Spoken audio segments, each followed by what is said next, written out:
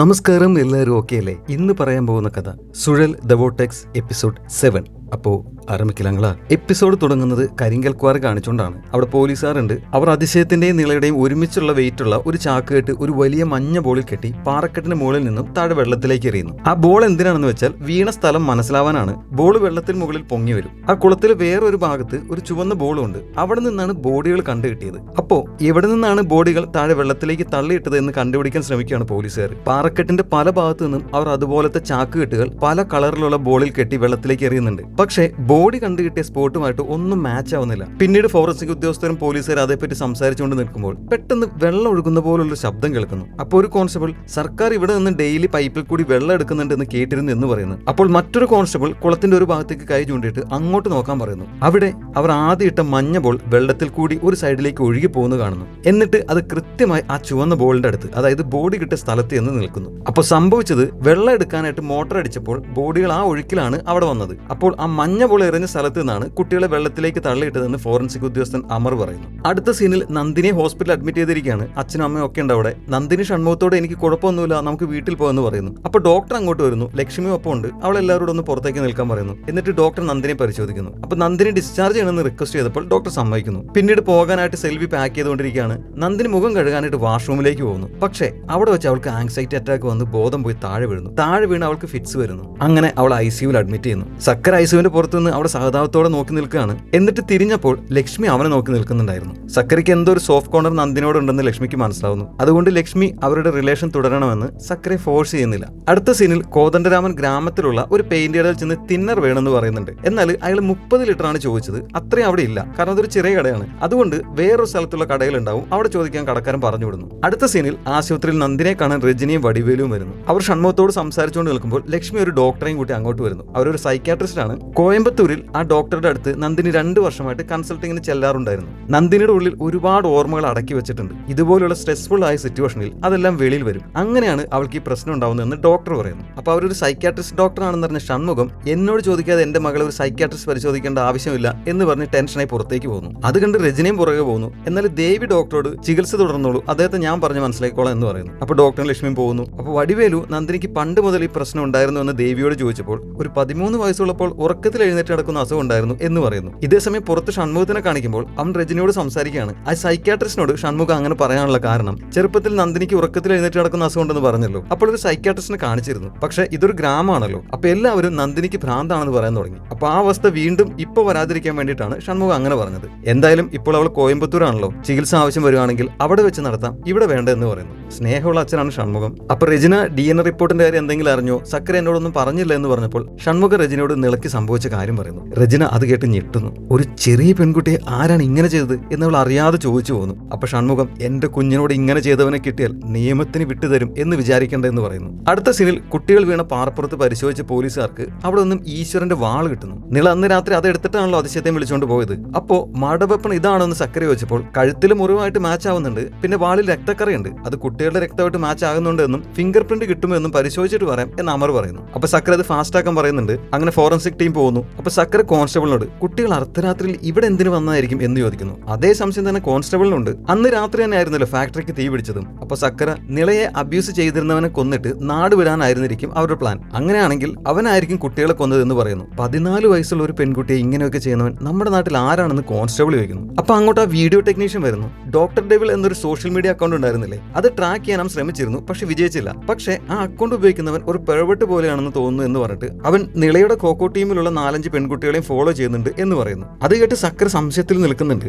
അടുത്ത സീനിൽ അവൻ കോക്കോ പ്രാക്ടീസ് ചെയ്യുന്ന സ്ഥലത്ത് എന്നിട്ട് മലറിനെ കണ്ട് ഇവിടെ ആൺകുട്ടികൾ വരാറുണ്ട് എന്ന് ചോദിച്ചപ്പോൾ ഇല്ല എന്ന് മലർ പറയുന്നു. അതിശയം അന്ന് നിളയെ കണ്ടത് അന്ന് ആനുവൽ മീറ്റ് ആയതിനാലായിരുന്നു. അന്ന് എല്ലാവർക്കും പ്രവേശനമുണ്ട്. അപ്പൊ അകത്തുകൂടി ത്രിലോക് പോകുന്ന കണ്ട് സക്കരോട് മലർ ത്രിലോകാണ് കോക്കോ ക്ലബ് ഓണർ എന്ന് പറയുന്നു. അപ്പൊ പെട്ടെന്ന് ഒരു പെൺകുട്ടി കരയുന്ന കണ്ട ത്രിലോക് പെട്ടെന്ന് കയ്യിലുണ്ടായിരുന്ന വെള്ളം കുപ്പി താഴെ ഇട്ടിട്ട് അവളെ കെട്ടിപ്പിടിച്ച് ആശ്വസിപ്പിക്കുന്നു. അവൻ കുട്ടികളെ തൊടുന്നതെല്ലാം സക്കര സംശയത്തോടെ നോക്കി നിൽക്കുന്നുണ്ട്. അപ്പൊ ത്രിലോക് അവിടെയുള്ള എല്ലാവരോടും അങ്ങനെ തന്നെയാണ്, എല്ലാവർക്കും ട്രീറ്റ് എല്ലാം കൊടുക്കും, എല്ലാ പെൺകുട്ടികളും പെൺകുട്ടികൾക്ക് അയാളെ വലിയ ഇഷ്ടമാണെന്നൊക്കെ മലർ പറയുന്നു. അപ്പൊ നിളയ്ക്ക് എങ്ങനെയായിരുന്നു എന്ന് ചോദിച്ചപ്പോൾ നിള ഒരു ഷൈ ടൈപ്പ് ആയിരുന്നു, പക്ഷേ നല്ല പ്ലെയർ ആയിരുന്നുകൊണ്ട് ത്രിലോക് എപ്പോഴും അവളെ എൻകറേജ് ചെയ്തിരുന്നു എന്ന് മലർ പറയുന്നു. അപ്പൊ സക്കര മലറിനോട് ത്രിലോക് താഴെ ഇട്ട വെള്ളം കുപ്പി എടുത്ത് തരുമോ എന്ന് ചോദിച്ച് അവന്റെ കർച്ചീഫ് എടുത്ത് കൊടുക്കുന്നു. മലർ ആ കർച്ചീഫ് വെച്ച് പിടിച്ച് ആ കുപ്പി എടുത്ത് കൊടുക്കുന്നു. പിന്നീട് ത്രിലോകിന്റെ ഫിംഗർ പ്രിന്റ് എടുക്കാൻ ബോട്ടിൽ ഫോറൻസിക്കിൽ കൊടുക്കാൻ കോൺസ്റ്റബിളിനോട് സക്കര പറയുന്നു. പക്ഷേ ത്രിലോകിനെ ചോദ്യം ചെയ്യുന്നത് അത്ര എളുപ്പമുള്ള കാര്യമല്ല എന്ന് കോൺസ്റ്റബിൾ ഓർമ്മപ്പെടുത്തുന്നുണ്ട്. അത് സക്കരയ്ക്കും അറിയാം. പെട്ടെന്ന് സക്കര മൊബൈൽ എടുത്ത് കോദണ്ഡരാമനെ കോൾ ചെയ്യുന്നു. ത്രിലോകിനെ കുറിച്ച് എന്തെങ്കിലും വിവരം കിട്ടുമോ എന്നറിയാനാണ് അവൻ ശ്രമിക്കുന്നത്. അപ്പൊ കോദണ്ഡരാമൻ ഫാക്ടറിക്ക് തീ പിടിച്ചെന്ന് ആദ്യം ആരായിരുന്നു അവിടെ ചെന്നത് എന്ന് ചോദിച്ചപ്പോൾ സക്കര ഷൺമുഖായിരുന്നു. ഫാക്ടറിക്ക് അടുത്ത് തന്നെയാണ് അവരുടെ ക്വാർട്ടേഴ്സ്, അതുകൊണ്ട് തീപിടുത്തം പെട്ടെന്ന് കാണാൻ പറ്റും. പിന്നെ ത്രിലോക് പറഞ്ഞിട്ടാണ് അന്ന് ഷൺമുഖത്തിനെ അറസ്റ്റ് ചെയ്തത് എന്ന് പറയുന്നു. അപ്പൊ കോദണ്ഡരാമൻ ത്രിലോക് ആൾ ശരിയല്ല, എനിക്ക് കൈക്കൂലി തരാൻ നോക്കിയിരുന്നു, മാത്രമല്ല തീപിടുത്തം നടന്ന രാത്രി അയാൾ ലേറ്റ് ആയിട്ടല്ല വന്നത്, എവിടെയായിരുന്നു എന്ന് ഞാൻ ചോദിച്ചപ്പോൾ ആദ്യം സത്യം പറഞ്ഞില്ലെങ്കിലും പിന്നീട് പറഞ്ഞു അയാൾക്ക് ഉറയൂരിൽ ഒരു ഗസ്റ്റ് ഹൗസ് ഉണ്ട്, അവിടെയായിരുന്നു എന്ന്. പക്ഷെ സക്കരയ്ക്ക് അങ്ങനെ ഒരു കാര്യം അറിയില്ലായിരുന്നു. അവൻ ഉടനെ ആ ഗസ്റ്റ് ഹൗസിലേക്ക് ചെല്ലുന്നു. അവിടെ ആരും ഉണ്ടായിരുന്നില്ല ആ സമയത്ത്. രണ്ടാം നിലയിൽ ഒരു ജനാല തുറന്നു കിടക്കുന്ന സക്കര മുകളിലേക്ക് കയറി ആ ജനാല വഴി അകത്ത് കയറുന്നു. അവിടെ പരിശോധിക്കുന്നതിനിടയിൽ ലിവിംഗ് റൂമിലെ ഭിത്തിയിൽ പലതരത്തിലുള്ള പ്രാണികളുടെ കുറെ പടങ്ങൾ കാണുന്നു. സക്കര പെട്ടെന്ന് അവന്റെ മൊബൈൽ എടുത്ത് നിള എടുത്ത വീഡിയോകൾ ചെക്ക് ചെയ്തപ്പോൾ അതിലുള്ള പ്രാണികളുടെ ഫോട്ടോ ആയിരുന്നു അതെല്ലാം. അപ്പൊ സക്കര ദേഷ്യത്തിൽ അവിടെ ടീപ്പോയിൽ ഉണ്ടായിരുന്ന അക്ഷരങ്ങൾ എഴുതിയ കട്ടകൾ വെച്ച് ഡോക്ടർ ഡെവിൾ എന്ന് എഴുതിയിട്ട് പോകുന്നു. പക്ഷേ സക്കര ആ വീട്ടിൽ കയറിയതറിഞ്ഞ DSP അവനോട് ദേഷ്യപ്പെടുന്നു. കാരണം വാറന്റ് ഇല്ലാതെ അങ്ങനെ കയറാൻ പാടില്ലല്ലോ, എന്തെങ്കിലും തെളിവ് കിട്ടിയാൽ കൂടി അത് ഉപയോഗിക്കാൻ പറ്റില്ല. എന്നിട്ട് അദ്ദേഹം ഇനി ഇതുപോലുള്ള എന്തെങ്കിലും നടന്നാൽ ഈ കേസ് ഒരു പുതിയ ടീമിന് കൈമാറും എന്ന് പറയുന്നു. അടുത്ത സീനിൽ സക്കര കോൺസ്റ്റബിളുമായി ക്വാറിയുടെ മുകളിൽ സംസാരിച്ച് നിൽക്കുകയാണ്. സക്കര വല്ലാത്ത നിരാശയിലാണ്. അവൻ എങ്ങനെയെങ്കിലും തെളിവുണ്ടാക്കി ത്രിലോകനെ അറസ്റ്റ് ചെയ്യണമെന്നാണ്. ത്രിലോക് തന്നെയാണ് ഫാക്ടറിക്ക് തീ വെച്ചെന്ന് കോദണ്ഡരാമൻ സംശയിക്കുന്നുണ്ട്. അപ്പൊ സക്കര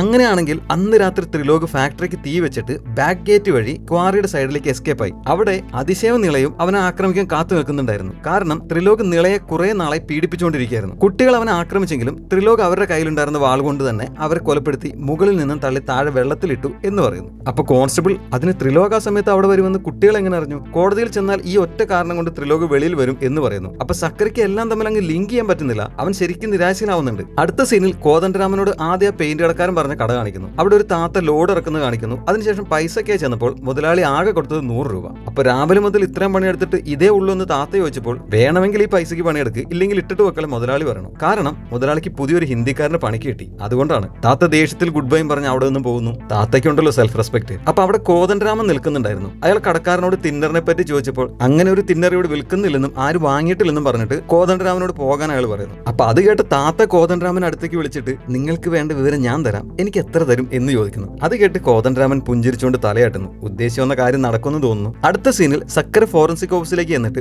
അമറിനെ കാണുന്നു. അമർ ഫിംഗർ പ്രിന്റ് പരിശോധിച്ചുകൊണ്ടിരിക്കുകയാണ്. അപ്പോൾ എന്തെങ്കിലും കണ്ടുപിടിച്ചു എന്ന് സക്കര ചോദിച്ചപ്പോൾ അമറിന് വാളിൽ നിന്നും കിട്ടിയിരിക്കുന്ന ഫിംഗർ പ്രിന്റ് ക്ലിയർ അല്ല, അത് അവ്യക്തമാണ്. അപ്പോൾ അത് ത്രിലോകിന്റെ ഫിംഗർ പ്രിന്റ് ആയിട്ട് മാച്ച് ചെയ്ത് നോക്കിയെന്ന് ചോദിച്ചപ്പോൾ അമർ അത് നോക്കിയിരുന്നു. അപ്പോൾ കുറച്ച് സാമ്യമുണ്ട്, പക്ഷേ കോടതിയിൽ നിലനിൽക്കണമെങ്കിൽ ആ മാച്ച് 100% ആയിരിക്കണം. അതുകൊണ്ട് അമർ അത് ത്രിലോകിന്റെ ഫിംഗർ പ്രിന്റ് ആണെന്ന് റിപ്പോർട്ട് കൊടുക്കാൻ കഴിയില്ലെന്ന് പറയുന്നു. അത് കേട്ട് സക്കര നിരാശയിൽ അവിടെ നിന്ന് പോകുന്നു. അവൻ നേരെ ആശുപത്രിയിലേക്കാണ് എത്തിയത്. അവിടെ നന്ദിനിയോട് സംസാരിച്ചുകൊണ്ടിരിക്കുകയാണ് അവളുടെ സൈക്യാട്രിസ്റ്റ് ഡോക്ടർ. സക്കര നന്ദിനെ സങ്കടത്തിലും സഹതാപത്തിലും നോക്കുന്നുണ്ട്. നന്ദിനിയും അത് കണ്ടു. അപ്പോൾ അവൻ പെട്ടെന്ന് അവിടെ നിന്ന് മാറിപ്പോകുന്നു. എന്നിട്ട് വരാന്തയിൽ നോക്കുമ്പോൾ രജനിയെ ഷൺമുഖം സംസാരിച്ചിരിക്കുന്നത് കാണുന്നു. അപ്പൊ ഷൺമുഖം രജനിയോട് സങ്കടത്തോടെ എന്റെ കുഞ്ഞിനോട് ഒരു ദിവസമോ 2 ദിവസമോ അല്ല, മാസങ്ങളോളം ഒരുത്തിന് ഇങ്ങനെ ചെയ്തതറിയാതെ ഞാൻ മറ്റുള്ളവരുടെ പ്രശ്നങ്ങൾ ഇടപെട്ട് നടന്നു. ആ ദിവസങ്ങളിലെല്ലാം എന്റെ കുഞ്ഞ് വീട്ടിൽ വന്ന് എന്തോരം വേദനയോടെ കരഞ്ഞിട്ടുണ്ടാവും എന്ന് പറഞ്ഞ് കരയുന്നു. അപ്പൊ അത് കേട്ട് അങ്ങോട്ട് വന്ന സക്കര ഇത് നടന്നത് ആര് കാരണമെന്ന് എനിക്കറിയാം എന്ന് പറഞ്ഞിട്ട് ത്രിലോക് എന്ന് പറയുന്നു. അപ്പൊ അതെങ്ങനെ അറിയാമെന്ന് ഷൺമുഖം ചോദിച്ചപ്പോൾ ത്രിലോക് നമ്മുടെ എല്ലാം മുമ്പിൽ വലിയ ആള് മാതിരി ഡയലോഗ് എല്ലാം സംസാരിക്കും. എന്നാൽ അവൻ സ്വന്തമായിട്ട് ഒരു കൊക്കോ ക്ലബ്ബ് തുടങ്ങിയിട്ടുണ്ട്. അവിടുത്തെ കൊച്ചു പെൺപിള്ളേരുടെ എല്ലാം തൊട്ടും തലോടെയാണ് അവൻ സംസാരിക്കുന്നത്. അവിടെ വെച്ചാണ് അവൻ നിളയെ പരിചയപ്പെടുന്നത്. അവൻ പെൺവിഷയത്തിൽ ആള് ശരിയല്ല. ഡോക്ടർ ഡെവിൾ എന്നൊരു ഫേക്ക് അക്കൗണ്ടിൽ നിന്നും അവൻ നിളയെ സോഷ്യൽ മീഡിയ അക്കൗണ്ടുകളിൽ ഫോളോ ചെയ്തിട്ടുണ്ട് എന്ന് സക്കര പറയുന്നു. മാത്രമല്ല അവന്റെ ഗസ്റ്റ് ഹൗസിൽ നിളയെടുത്ത പ്രാണികളുടെ ഫോട്ടോ എല്ലാം ഫ്രെയിം ചെയ്ത് ഭിത്തിയിൽ തൂക്കിയിട്ട് കണ്ട കാര്യം അവൻ പറയുന്നു. പിന്നെ അന്ന് ഫാക്ടറിക്ക് തീ പിടിച്ച രാത്രി അവൻ എവിടെയായിരുന്നു എന്ന് സക്കര ചോദിക്കുന്നു. അപ്പൊ ഇതെല്ലാം കേട്ട് രചന DSPക്ക് ഇൻഫോം ചെയ്തോ അവൻ അറസ്റ്റ് ചെയ്തില്ല എന്ന് ചോദിച്ചപ്പോൾ അതിന് വേണ്ട തെളിവുകളില്ല എന്ന് സക്കര പറയുന്നു. എന്നിട്ട് അമർഷത്തോടെ എല്ലാം അറിഞ്ഞിട്ടും നമുക്കവൻ ഒന്നും ചെയ്യാൻ പറ്റുന്നില്ലല്ലോ, പണവും പദവിയും വെച്ച് എന്ത് വേണമെങ്കിലും ചെയ്യാൻ പറ്റുമല്ലേ, എന്നിട്ട് ഇതേ നാട്ടിൽ അന്തസ്സായിട്ട് കറങ്ങി നടക്കും അവൻ എന്ന് പറയുന്നു. അപ്പൊ രചന കലിപ്പിൽ ത്രിലോക് ഇപ്പൊ എവിടെയെന്ന് ചോദിക്കുന്നു. അടുത്ത സീനിൽ രാത്രിയായി. സക്കര പമ്മി ത്രിലോകിന്റെ ഗസ്റ്റ് ഹൗസിലേക്ക് ചെല്ലുന്നു. എന്നിട്ട് അവൻ അവിടെ മറഞ്ഞു നിന്ന് നോക്കിയപ്പോൾ ത്രിലോക് ഒരു സ്ത്രീയുമായി അകത്ത് നിന്ന് ഇറങ്ങി വന്ന് അവന്റെ കാറിൽ കയറി ഓടിച്ചു പോകുന്നു. ഇരുട്ടിൽ ആ സ്ത്രീയെ സക്കരയ്ക്ക് ശരിക്കും കാണാൻ പറ്റുന്നില്ല. അവൻ ഉടനെ ബൈക്കിൽ ത്രിലോകിനെ ഫോളോ ചെയ്യുന്നു. ത്രിലോക് പോയത് ഉത്സവപ്പറമ്പിലേക്കായിരുന്നു. വണ്ടിയിലുണ്ടായിരുന്ന ആ സ്ത്രീയെ അവിടെ ഇറക്കി വിട്ടിട്ട് ത്രിലോക് തിരിച്ചു പോകുന്നു. സക്കര ഉടനെ രജനെ ഫോൺ വിളിച്ചിട്ട് ത്രിലോക് ഒരു സ്ത്രീയെ ഇവിടെ ഇറക്കി വിട്ടിട്ടുണ്ടെന്നും പ്രോസ്റ്റിറ്റ്യൂട്ട് ആണെന്ന് തോന്നുന്നു, ആരാണെന്ന് മനസ്സിലായിട്ടില്ല, എന്നിട്ട് അവൻ ഹൈവേയുടെ നേരെയാണ് വരുന്നത്, ഞാൻ ഫോളോ ചെയ്ത് വരാം എന്ന് പറഞ്ഞപ്പോൾ രജന അവനോട് വേണ്ട ഇനി ഞാൻ നോക്കിക്കോളാം, അതൊരു ഓർഡറാണ് എന്ന് പറഞ്ഞ് സക്കരയോട് വരണ്ട എന്ന് പറയുന്നു. രജന എന്തോ പ്ലാൻ ചെയ്തിട്ടുണ്ട്. രജന ലീവിലാണെങ്കിലും സക്കരയ്ക്ക് അവളോട് നല്ല ബഹുമാനമുണ്ട്. സക്കര ഉടനെ ത്രിലോക് ഇറക്കി വിട്ട സ്ത്രീയെ ഫോളോ ചെയ്ത് പോകുന്നു. അവൾ ഉത്സവത്തിനിടയിലേക്കാണ് പോയത്. ഇതേസമയം ഹൈവേയിൽ വെച്ച് രജന രജന ത്രിലോകന്റെ വണ്ടിക്ക് കൈ കാണിച്ച് നിർത്തി കാറിൽ നിന്ന് ഇറങ്ങി വരാൻ പറയുന്നു. എന്താണ് പറ്റിയത് രജന എന്ന് ചോദിച്ച് ത്രിലോക് കാറിൽ നിന്ന് ഇറങ്ങി വരുന്നു. അപ്പോൾ അവന്റെ പുറകിൽ കൂടി ഷൺമുഖം വരുന്നു. എന്നിട്ട് രണ്ടുപേരും കൂടി ത്രിലോകിനെ മർദ്ദിക്കുന്നു. വീണ്ടും ഉത്സവപ്പറമ്പ് കാണിക്കുന്നു. ഇന്ന് മയാനക്കൊല ഉത്സവത്തിന്റെ 8ാം ദിവസമാണ്. അപ്പൊ സക്കര ത്രിലോക് ഇറക്കിവിട്ട സ്ത്രീയെ കണ്ടുപിടിച്ച് അവളുടെ തോളത്ത് കൈവച്ചപ്പോൾ അവൾ തിരിഞ്ഞു പോകുന്നു. അത് ഈശ്വരന്റെ കൂടെ ഉണ്ടായിരുന്ന ട്രാൻസ്ജെൻഡർ ആയിരുന്നു. സക്കർ ഒരു നിമിഷം ഒന്ന് സർപ്രൈസ് ആയിട്ട് അവളെയും വിളിച്ചുകൊണ്ട് ഉത്സവപ്പറമ്പിൽ നിന്ന് പോകുന്നു. ഇതേസമയം ഷൺമുഖവും രജനയും ത്രിലോകിനെ ഫാക്ടറിയിലേക്ക് കൊണ്ടുവന്നിരുന്നു. എന്നിട്ട് ഷൺമുഖം ത്രിലോകിനെ തല്ലിച്ചതക്കാണ്. രജന അത് ദേഷ്യത്തിൽ നോക്കി നിൽക്കുന്നുണ്ട്. വീണ്ടും സക്കരയെ കാണിക്കുമ്പോൾ നീയും ത്രിലോക് എപ്പോഴും ഇങ്ങനെ മീറ്റ് ചെയ്യാറുണ്ട് എന്ന് ചോദിച്ചപ്പോൾ എന്താ ട്രാൻസ്ജെൻഡേഴ്സ് എല്ലാം ആ തൊഴിൽ മാത്രമാണ് ചെയ്യാറുള്ളത് എന്ന് ചോദിക്കുന്നു. സക്കര പിന്നെ നിങ്ങളെന്താ ലവേഴ്സ് ആണ് എന്ന് ചോദിച്ചപ്പോൾ ഞങ്ങൾക്ക് എന്താ സുഹൃത്തുക്കളായിട്ട് ഇരിക്കാൻ കഴിയില്ല എന്ന് ചോദിക്കുന്നു. എന്നിട്ട് ത്രിലോക് ഒരു ഗേ ആണെന്ന സത്യം അവർ പറയുന്നു. അത് കേട്ട് സക്കര ഷോക്കാവുന്നു. ത്രിലോക് ഗേ ആയിരുന്നത് കൊണ്ട് ചെറിയ പെൺകുട്ടികളോട് മാത്രമാണ് അവന് ഫ്രീ ആയിട്ട് ധൈര്യത്തോടെ ഇടപഴകാൻ കഴിഞ്ഞിരുന്നുള്ളൂ. പിന്നെ ഈ ട്രാൻസ്ജെൻഡറിനോടും. അതുകൊണ്ട് തന്നെയാണ് അന്ന് ത്രിലോകിന്റെ അച്ഛൻ സേട്ട് നിനക്ക് ഫാമിലി ആയിട്ട് ജീവിച്ചുകൂടെ എന്ന് ചോദിച്ചപ്പോൾ അവൻ അതിൽ താല്പര്യം പ്രകടിപ്പിക്കാതിരുന്നത്. ഈ സത്യം നാട്ടുകാരും മറ്റുള്ളവർ അറിയാതിരിക്കാൻ വേണ്ടി ത്രിലോക് ശ്രദ്ധിച്ചിരുന്നു. ത്രിലോക് ശരിക്കും ഒരു നല്ല മനുഷ്യനായിരുന്നു. ഇതെല്ലാം അറിഞ്ഞ സക്കര ടെൻഷൻ ആവുന്നുണ്ട്. ഇതേസമയം ത്രിലോകിനെ ഷൺമുഖവും രചനയും കൂടി പഞ്ഞിക്കിടുകയായിരുന്നു. അവൻ അടിച്ചടിച്ച് ഒരു പരുവാക്കിയിരുന്നു. ചോര എല്ലാം ഒഴുകിക്കൊണ്ടിരിക്കുകയാണ്. പിന്നെ ത്രിലോകും ഈ ട്രാൻസ്ജെൻഡർ സുഹൃത്തുക്കളായിരുന്നു എന്ന് പറഞ്ഞല്ലോ. ഉത്സവം തുടങ്ങിയ ദിവസമാണ് അവർ ഈ ഗ്രാമത്തിലേക്ക് എത്തുന്നത്. അത് ഫസ്റ്റ് എപ്പിസോഡിൽ കണ്ടായിരുന്നല്ലോ. അന്ന് രാത്രി തന്നെയാണ് ഫാക്ടറിക്ക് തീ പിടിക്കുന്നത്. ശരിക്കും അന്ന് രാത്രി ത്രിലോക് ഇവരുടെ ഒപ്പം ഗസ്റ്റ് ഹൗസിലായിരുന്നു ഉണ്ടായിരുന്നത്. അത് കേട്ടെന്ന് സക്കര അവിടെ നിന്ന് ഓടുന്നു. എന്നിട്ട് അവന്റെ ബൈക്ക് എടുത്ത് പോകുന്നു. പോകുന്ന വഴി രജനിയെ ഫോൺ വിളിച്ചെങ്കിലും അവൾ എടുത്തില്ല. അവൾ ത്രിലോകിനെ മർദ്ദിച്ചുകൊണ്ടിരിക്കുകയായിരുന്നു. കുറച്ചു കഴിഞ്ഞ് ഷൺമുഖ ഒരു ക്യാനിൽ തിന്നറുമായി വന്ന് അത് മുഴുവൻ ത്രിലോകിന്റെ മേത്തൊഴിക്കുന്നു. അപ്പോ രജനെ കത്തിക്കാൻ തീപ്പെട്ടി ഉരച്ചതും സക്കര അങ്ങോട്ട് ഓടിയെത്തി നിർത്താൻ പറഞ്ഞ് അലറുന്നു. ത്രിലോകിന്റെ അവസ്ഥ കണ്ട് സക്കര തലയിൽ കൈവച്ച് പോകുന്നുണ്ട്. എന്നിട്ട് അവൻ അവരോട് ത്രിലോക് അല്ല എന്ന് പറയുന്നു. അത് കേട്ട് ഞെട്ടി നിൽക്കുന്ന രജനിയെയും ഷൺമുഖത്തെയും കാണിച്ചുകൊണ്ട് ഈ എപ്പിസോഡ് അവസാനിക്കുന്നു. The end.